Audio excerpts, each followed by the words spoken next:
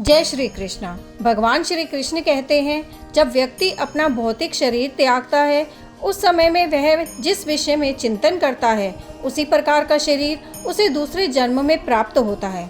क्या मोक्ष पाने के लिए सच में हमें सब कुछ त्यागना पड़ता है? क्या ग्रस्त जीवन आध्यात्मिक प्रगति में बाधा होता है या फिर वही साधन बन सकता है मोक्ष का, मुक्ति का?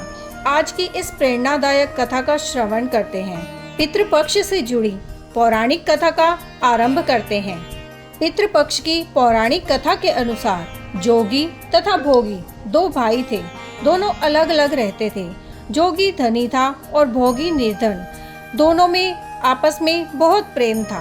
जोगी की पत्नी को धन का बहुत अभिमान था, किंतु भोगी की पत्नी बड़ी ही सरल हृदय वाली थी।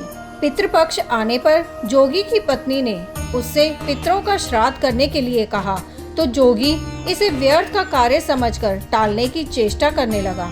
किंतु उसकी पत्नी समझती थी कि यदि ऐसा नहीं करेंगे तो लोग बातें बनाएंगे।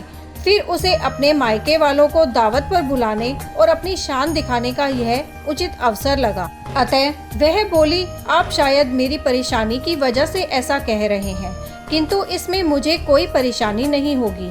मैं भोगी की पत्नी को बुला लूंगी, दोनों मिलकर सारा काम कर लेंगी। फिर उसने जोगी को अपने मायके न्योता देने के लिए भेज दिया। दूसरे दिन उसके बुलाने पर भोगी की पत्नी सुबह सवेरे आकर काम में जुट गई। उसने रसोई तैयार की, अनेक पकवान बनाए, फिर सभी काम निपटाकर अपने घर आ गई। आखिर उसे भी तो पितरों का श्राद्ध तर्पण करना था। इस अवसर पर न जोगी की पत्नी ने उसे रोका, न वह रुकी। शीघ्र ही दोपहर हो गई। पितर भूमि पर उतरे। जोगी और भोगी के पितर पहले जोगी के यहाँ गए तो क्या देखते हैं कि उसके ससुराल वाले वहाँ भोजन पर जुटे हुए हैं। निराश होकर वे भोगी के यहाँ गए। वहाँ क्या था, मात्र पितरों के नाम पर अगियारी दे दी गई थी। पितरों ने उसकी राख चाटी और भूखे ही नदी के तट पर जा पहुँचे। थोड़ी देर में सारे पितर इकट्ठे हो गए और अपने अपने यहाँ के श्राद्धों की बढ़ाई करने लगे। जोगी भोगी के पितरों ने भी आप बीती सुनाई।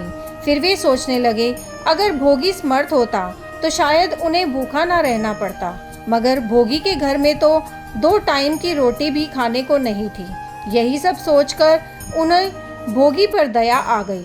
अचानक वे नाच नाच कर गाने लगे, भोगी के घर धन हो जाए, भोगी के घर धन हो जाए। सांझ होने को हुई। भोगी के बच्चों को कुछ भी खाने को नहीं मिला था। उन्होंने माँ से कहा, माँ भूख लगी है। तब उन्हें टालने की गरज से भोगी की पत्नी ने कहा, जाओ, आंगन में होदी औंधी रखी है, उसे जाकर खोल लो, जो कुछ मिले बांट कर खा लेना। बच्चे वहाँ पहुँचे तो क्या देखते हैं कि होदी मोहरों से भरी हुई है। वे दौड़े दौड़े अपनी माँ के पास पहुँचे और उसे सारी बात बताई। आंगन में आकर भोगी की पत्नी ने यह सब कुछ देखा तो वह भी हैरान रह गई। इस प्रकार भोगी भी धनी हो गया, मगर धन पाकर वह घमंडी नहीं हुआ। दूसरे साल पितृपक्ष आया। श्राद्ध के दिन भोगी की स्त्री ने 56 प्रकार के व्यंजन बनाए। ब्राह्मणों को बुलाकर श्राद्ध किया, भोजन कराया, दक्षिणा दी। जेठ जेठानी को सोने चांदी के बर्तनों में भोजन कराया। इससे पितृ बड़े प्रसन्न और तृप्त हुए। यही ये कथा समाप्त होती है। ऐसी ही और सुंदर कथा का श्रवण करने के लिए आपके अपने चैनल एस्ट्रो नॉलेज को सब्सक्राइब कर लीजिए, ताकि आने वाले वीडियोस के नोटिफिकेशन आपको मिल सकें। जय श्री कृष्णा।